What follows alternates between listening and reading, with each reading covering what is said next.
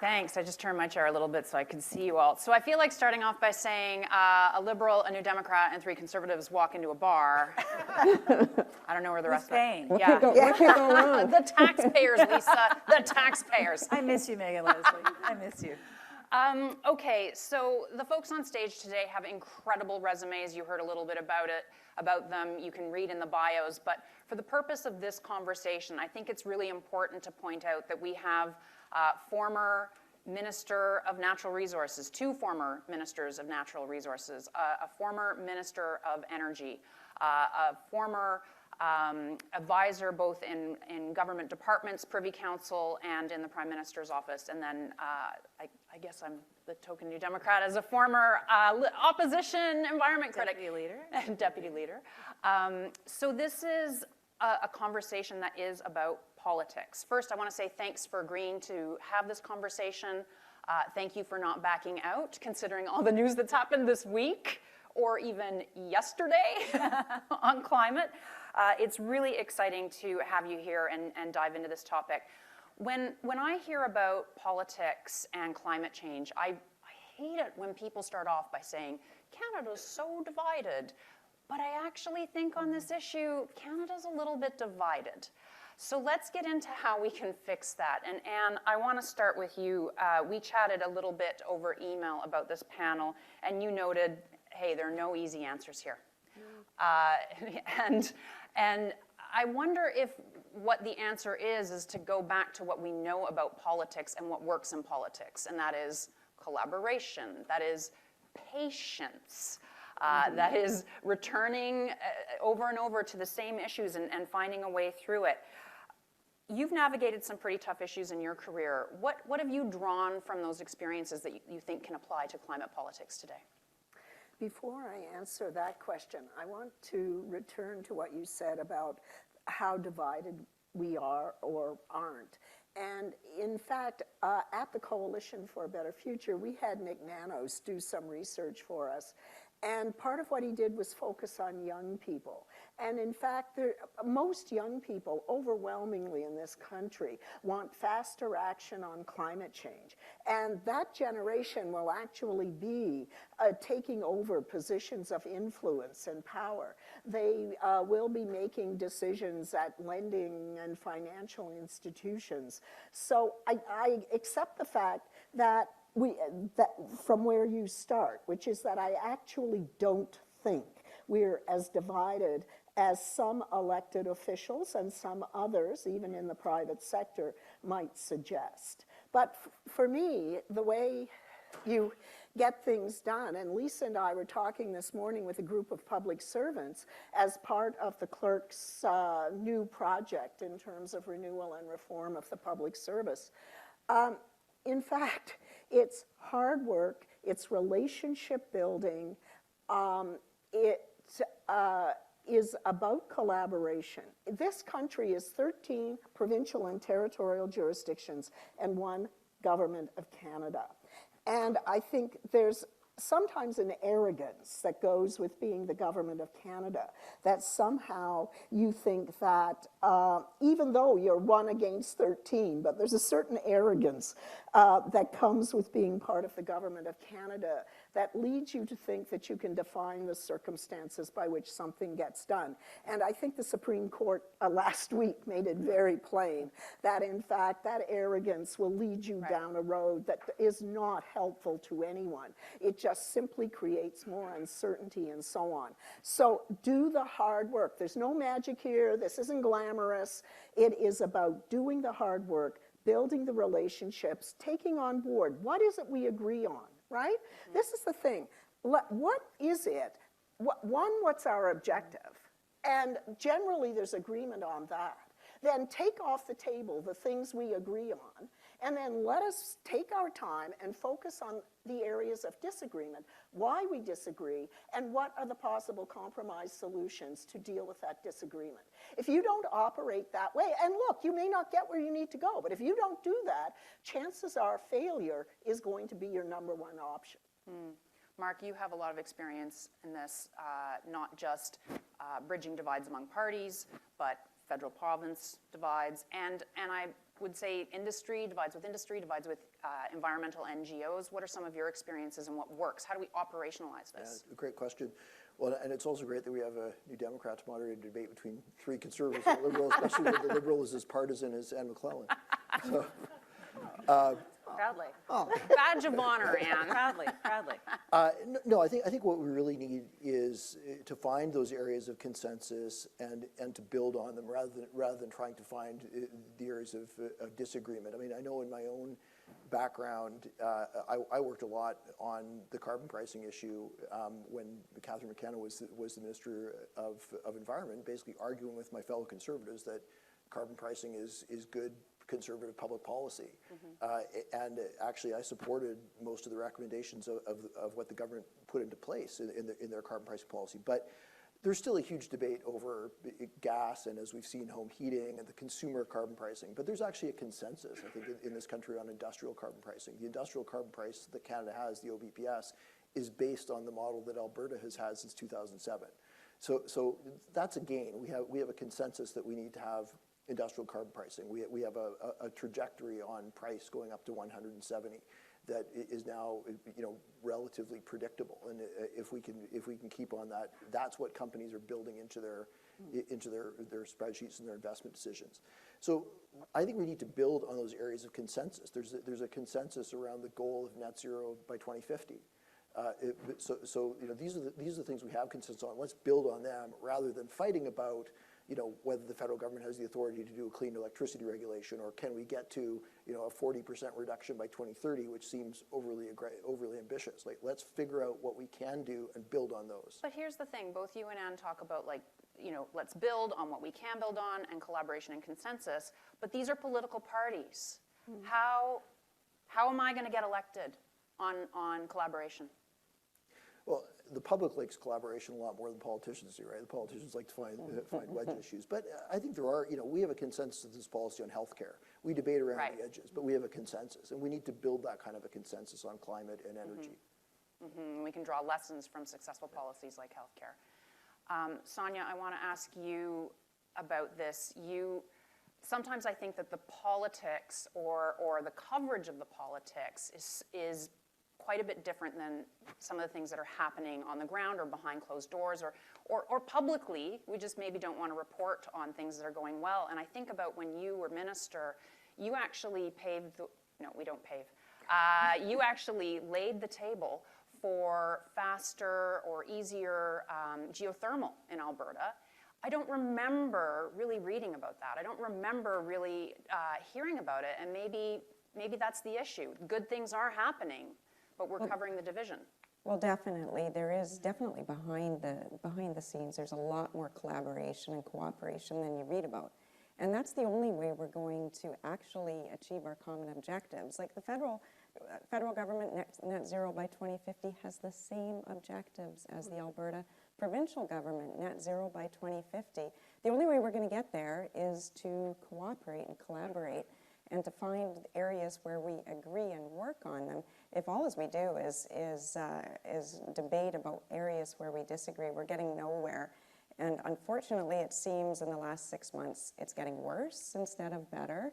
We're hearing more debate and Twitter wars, op-eds in papers, angry letters back and forth, but that's not helping. Meanwhile, like the United States is eating our lunch. Big time. They are getting ahead. They are moving forward. I read recently they have 191 CCUS projects that are on the books. There's 4 big projects on cement, decarbonizing cement. There's 7 hydrogen hubs. We used to be ahead in Canada. We are behind. They're eating our lunch because we're not cooperating. And meanwhile, we have the same objectives. Like, how can we get better? And I think to your point, you pointed out some of the good things that are happening in Alberta. And I think if we want to find solutions, it means cooperation, it means collaboration. And I think you can look to the past. You can look to the past on our way forward to the future. And in every circumstance, when you look to Alberta and where we've been successful at reducing emissions, it's been led by Alberta, regulated by Alberta, following some pressure from the federal government of wanting to get in a certain direction. Then Alberta regulated it and overachieved. That's in getting off of coal-fired electricity. The target was 2030. Alberta regulated. We're off by end of 2023. It's on methane emissions. Federal government had objective. They stood back, let Alberta regulate. We're ahead. Same with an emissions cap on oil sands, 100 megaton cap. That's Alberta who put that cap in place, and it's way below that. You can look at numerous examples. The tier carbon price on carbon. We have equivalency on the same price for the industrial price on carbon, and it's reducing emissions on top of all of that. Alberta brought in geothermal, critical minerals. So I think the solution on this is find the areas where we agree and then step back for the federal government, instead of imposing their way, their targets, regulating with prescriptive regulations, let Alberta do it. I want to challenge this a bit because we saw that slide from Dale where it showed provincial policies and where their target is, and the provincial policies aren't going to get us there. So you said the U.S. is eating our lunch. What do we do to bridge that gap and also seize the opportunities of this new economy? Well, I think what's missing we have the ambition in Canada. We have companies that want to get going on decarbonization projects, whether it's CCUS, whether it's sustainable aviation fuel, biodiesel, hydrogen. They want to get moving ahead, but you know what's holding them back is governments. Governments are not getting the incentives out the door. They're not getting certainty. We're bickering and arguing about whose jurisdiction it is instead of getting stuff done. And we have the same objectives. Federal, provincial has the same objectives. So I think we have to catch up with the United States. We have to get around the constitutional debate on whose objectives it is. And we have the recipe for future success by looking at past achievements on the way forward. And that's through various governments in Alberta and Ottawa on cooperation, whether it was the NDP government in Alberta and the federal Liberal government in Ottawa, or our government, the government I was part of. There's that recipe that shows that's the way forward, and I think we can get where we can get there. We can get to net zero by 2050 if we cooperate and get out of each other's way. Now, Lisa, you have, I think you have a reputation of somebody who works collaboratively across party lines, someone who's a real doer. I also think of you a little bit as the iron fist and the velvet glove, because I have seen you call people out and say, come on, it is not about if, it is about how. Yeah. And when I think about the opportunities that we are missing out on economically, what are your reflections, especially now in this new role that you have, about what the political classes need to understand about what is happening right now? That speed is essential. That the time of debating is over, quite frankly, and now it's implementation, it's execution. And I will give you an example of one thing that everybody agrees on. Provinces, feds, industry, investors, Indigenous, and that is federal guarantees on Indigenous loan projects. Right. Why are we still having the debate? Why is that not something that's already cemented in stone, that is actually going out into the market so that we can find the investing money that's actually going to make sense to make these projects go ahead? It's an easy bottleneck, and yet we're mired. Nobody's against it. And Alberta's doing a great job with it. Nobody's against it, but we just can't access it, and we can't get it going. Which we set up in 3 months under the UCP government. Right. So, I mean, that's one thing where there is collaboration, and then you build on something like that. But in terms of I look at the United States, and as much as we like to think in Canada we're very smug, that, we get along and everything is wonderful, we're such nice people, the U.S. passed 4 major pieces of legislation that allows them to eat our lunch. Infrastructure Act, IRA, the CHIPS Act, and then they did something on the debt ceiling. And that has opened the door for Canadian investment and worldwide investment to flood into that market, to have all these projects that Sonya's talking about. And I would submit that that is not a Congress that's necessarily not polarized, right? Yeah. And they got that done, Yeah. and we can't get it done here. I would just add one other thing. What we have to step back from is this notion of labeling each other, that if you believe this, you're a tree hugger. if you want to ask a question on a policy having to do with the environment, you're necessarily a climate denier. That kind of polarization really does personally impact people to want to move ahead together. And if we can just agree to lay down arms on that, I think that's a really good first step.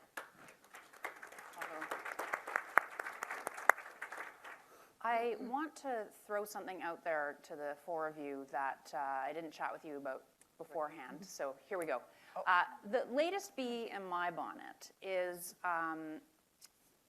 this idea that, okay, let's go back in time a little bit. Federally, we used to have a, what did they call it, where you got a subsidy, a per vote subsidy. Okay, yeah. Oh, yeah. Yeah.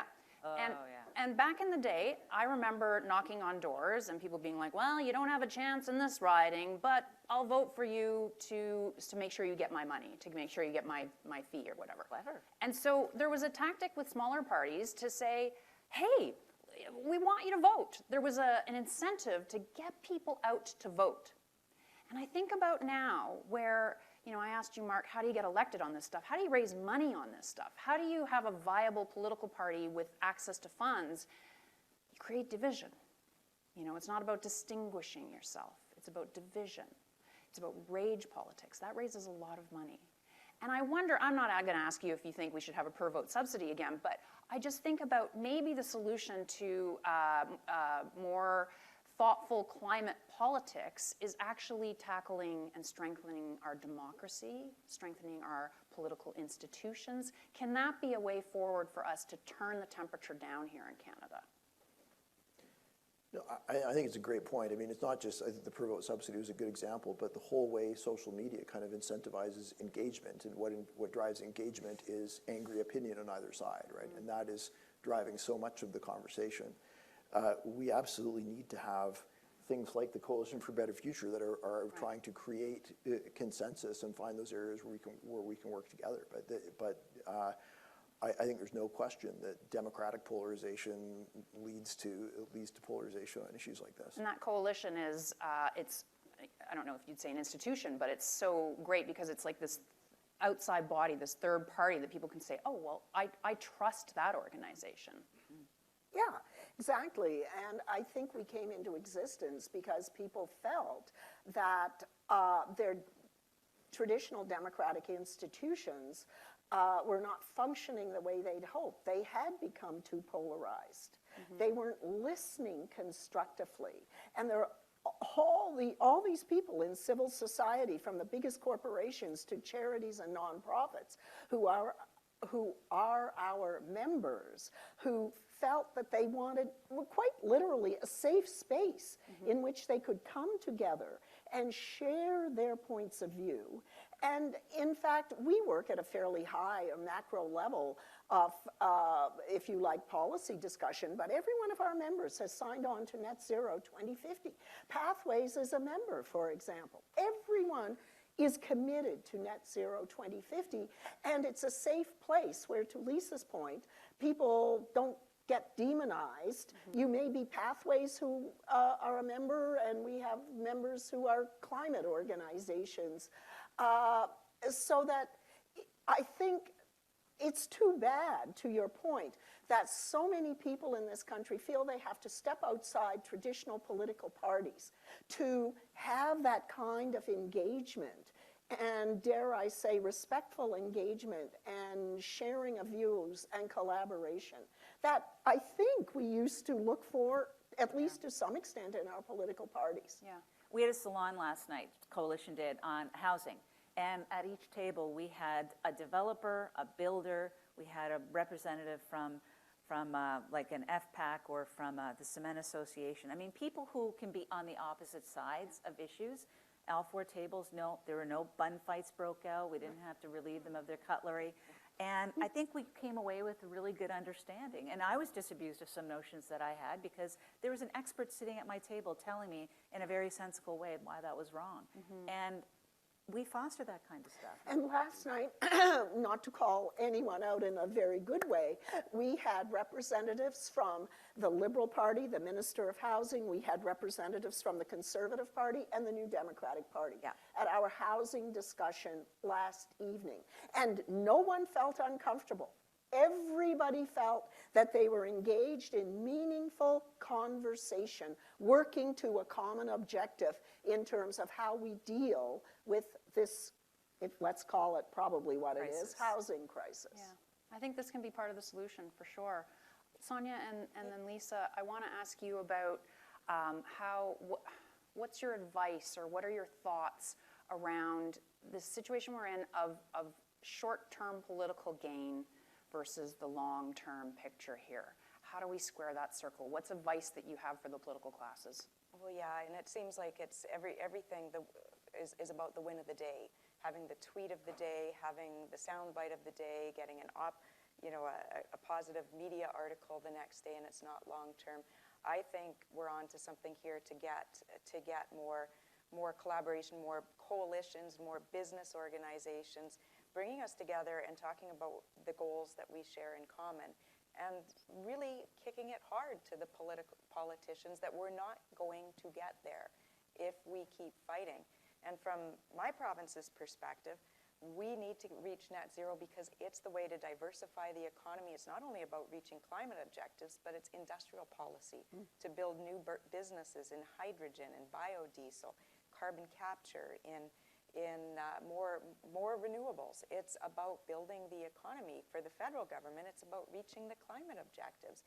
We're not going to get there if we don't start cooperating, and that needs to be made clear in the most strong ways for both levels of government, that we have the same objectives. To get there, you've got to step back and start collaborating.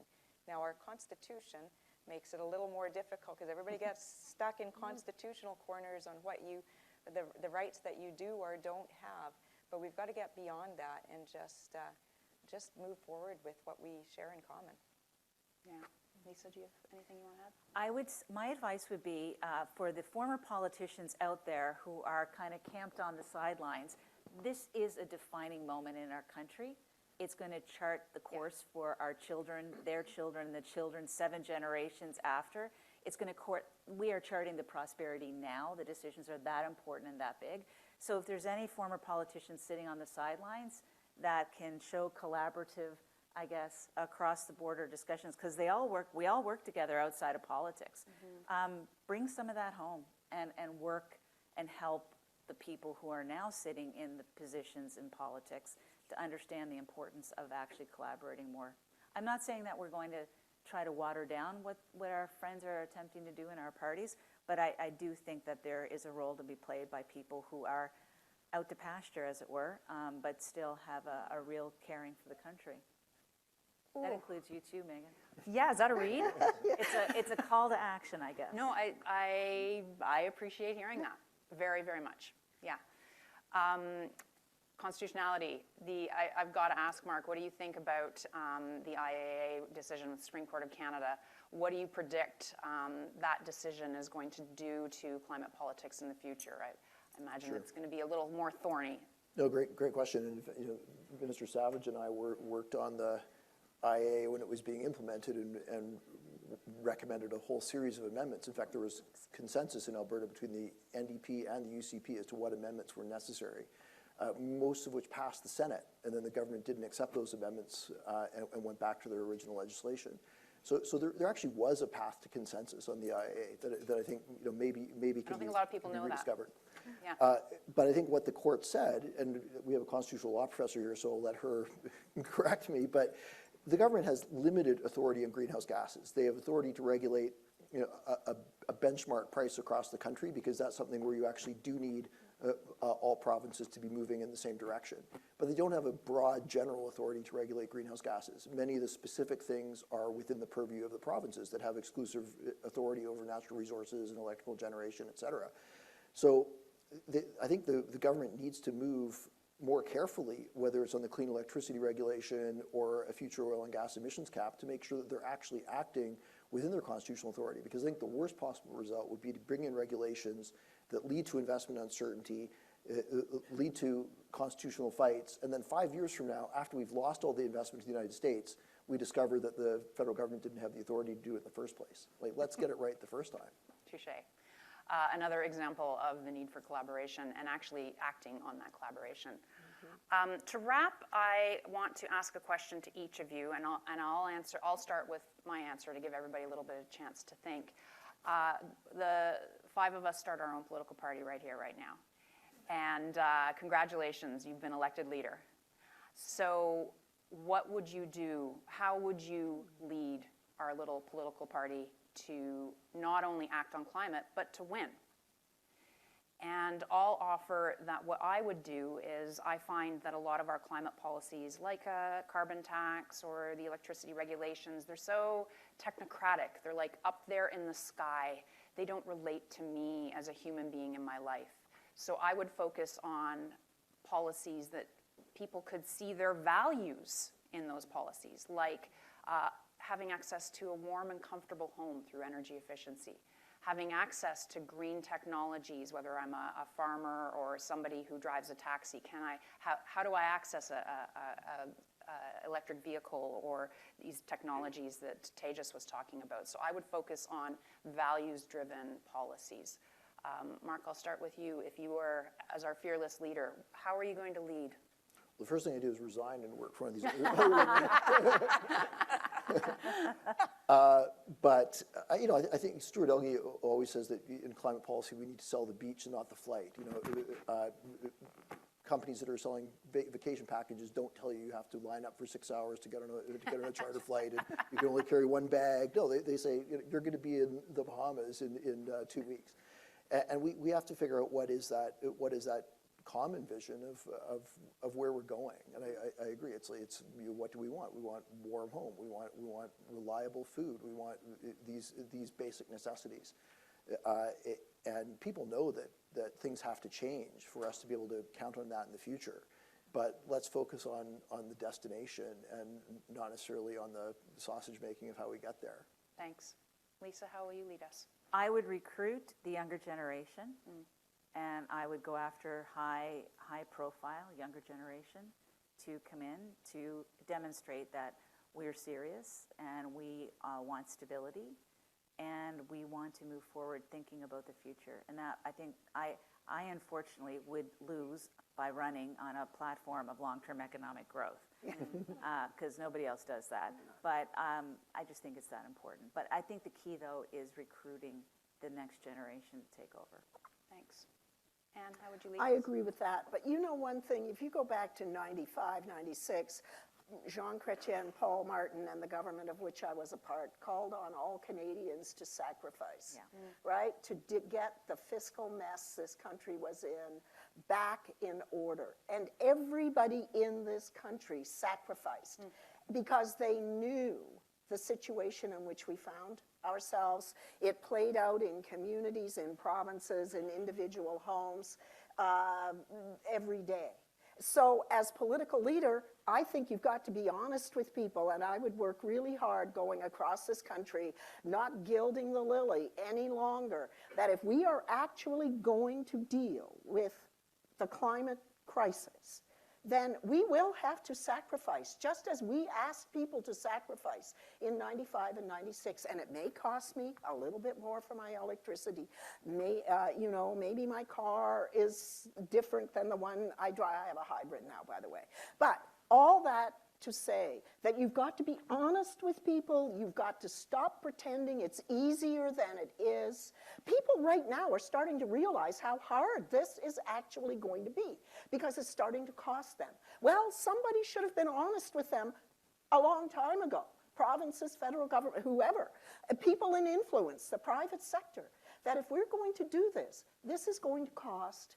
And there are uncertainties, but we're asking all of us, as we did in 95, to step up and be part of this and sacrifice, because otherwise we don't get where we need to go. Thanks. Sure. Well, I guess I would start by developing climate policy and a pathway to get to net zero and bringing people in and assuring them that we can do this. We can actually develop smart climate policy and get to net zero without compromising affordability and reliability of your energy, and without causing geopolitical tensions, shifting wealth to places in the world that are less reliable and more dangerous. That we have to look and we have to move forward with all of those goals in mind. You can't just create climate policy in a vacuum and cause it to be unaffordable and unreliable for people, and you can do it all. You can do it all, and if you do it smart and you do all of those things together, you can actually grow the economy, and it's smart climate policy becomes industrial policy, and we have to do it smart. And I think the second part is we have to do it between federal and provincial governments smart. I think we have the history and the past examples of how we can get it done by having overall federal visions and frameworks and targets, but you have to leave it to the provinces to regulate and get there. We can't see, it'll never work in my province to accept federal regulations in areas of provincial jurisdiction. The province will step up itself and probably get to the same place, the exact same place, by regulating itself. But they'll, as Mark had said, 5 years from now, 10 years from now, we'll still be debating about this unless we find a way to work within the framework of the Constitution. Yeah, I wanted to give just a perspective from Mexico. Yeah. So Anne and I were at an event in Mexico that involved Mexico, Canada, the United States. And there was a political panel that I was on at the very beginning. And they asked us the question of what is going to be driving the election cycle, what's important, what's the main topic that Canadians are talking about. For me, it was emissions reduction. Makes sense. It's energy transition. So the Mexican representative said, well, for us, it's the fact that we don't have a stable grid. We don't have enough electricity to do everything we want to do. And the United States said, fentanyl. Yeah. Fentanyl. And they were dead serious. Like, we're the only ones in this North American compact seriously talking about emissions and climate plan and climate policy. Everyone else has dealt with it or moved on. This is all very concrete advice, and I hope that folks are listening. I certainly was. Thank you very much for doing this. Thank you for stepping up. Thank you for heeding Lisa's call, even though she issued it here, for making sure you've got some skin in the game and you're not sitting on the sidelines. So thank you for that, and thanks for this panel. Good, good. Thank you so much to all 5 of you for that wide range of perspectives and all of your experience brought to the table in it. We will move directly